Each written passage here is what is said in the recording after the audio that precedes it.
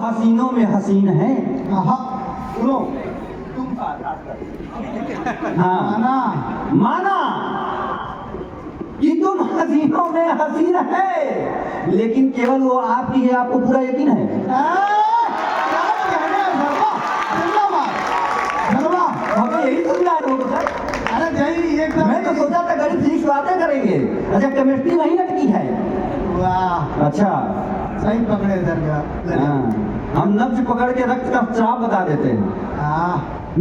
आओ आगे जाओ, धीरे धीरे आ जाओगे। जब भर जाएगी तो फिर वो तेवर दिखाऊंगा, जिस तेवर के लिए मैं जाना जाता हूँ पूरे भारत में, पूरे विश्व में। जब मंचों पे जाता हूँ तो क्या मैं सुनाता हूँ, और इवेंट मजबूर कर देता हूँ कुमार विश्वास भैया को बोलने के लिए कि एक चिकित्सक भी कविता पढ़ सकता है। बिल्कुल पढ़ सकता है।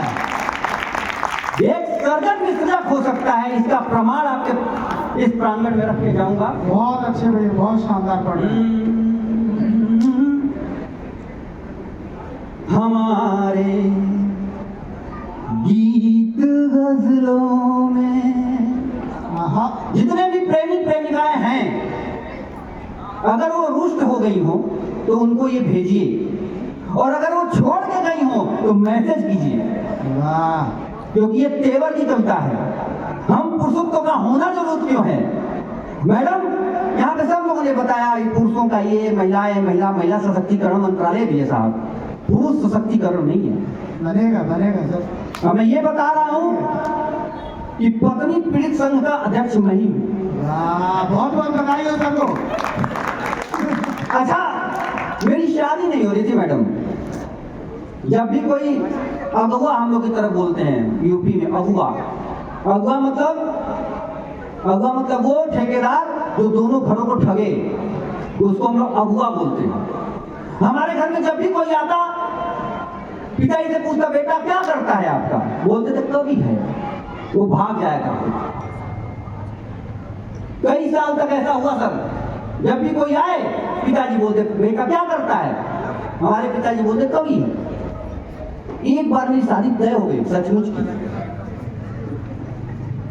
तो सामने वाला आया, उसने बोला कि आपका बेटा क्या करता है। मेरे पिताजी बोले कवि है। बोला पक्का शादी पक्का करो, मेरी बेटी पागल है। तो पागल और कवि में ज्यादा अंतर है नहीं। कुछ कविताएं सुनाता हूं। अच्छा, जिस हॉस्पिटल में मैं डॉक्टर हूं, पत्नी वहां नर्स है।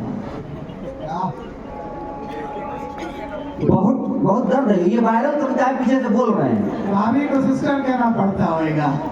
जिस हॉस्पिटल में मैं डॉक्टर हूँ, पत्नी वहां नर्स है, और अजीब जुल्म सहना पड़ता है, अपनी ही पत्नी को सिस्टर कहना पड़ता है।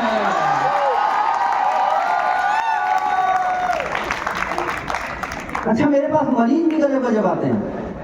ये सर, एक मरीज मेरे पास आया, मुझे ऊपर से लेकर नीचे तक देखा। कहा आप कौन? मैंने कहा डॉक्टर। देखने से तुम्हें लगता नहीं? क्या किस चीज के? हमने कहा हड्डी के। फिर से देखा। कहा जब हड्डी के डॉक्टर है तो अपनी क्यों नहीं ठीक कर पाया? हमने कहा बाबा रामदेव को देखे हो, अतड़ी से लेकर खोपड़ी तक ठीक कर सकते हैं, अपनी आप ठीक कर पाए? तो कवियों का बाबा रामदेव मैं ही हूँ। अच्छा, एक पंक्ति बोलता हूँ, अगर लग जाए कि उस देश की नारी अपनी पति के लिए, अपनी प्रेमी के लिए, अपनी प्रेमिका के लिए कुछ बोल सकती है तो बताता हूँ। मेरी पत्नी से किसी ने साफ कह दिया कि ऐसा क्या देखकर शादी की, और लग जाए कि केवल भारतवर्ष की नारी ही सम्मान में अपने पति के बोल सकती है, तो एक एक हाथ मुझे ऊपर उठ के ताली बजाना चाहिए। कि मेरी पत्नी से किसी ने कह दिया, किसी कवि ने अट्टहास कर दिया कि क्या देख के शादी किया। अब उस भारतीय नारी को मैं प्रणाम करता हूं, मैं अपनी पत्नी को प्रणाम इसलिए कर रहा हूं कि उसने जो जवाब दिया, कहा कि अरे बांगलू, वो मेरे इश्क में लहरा के चलता है।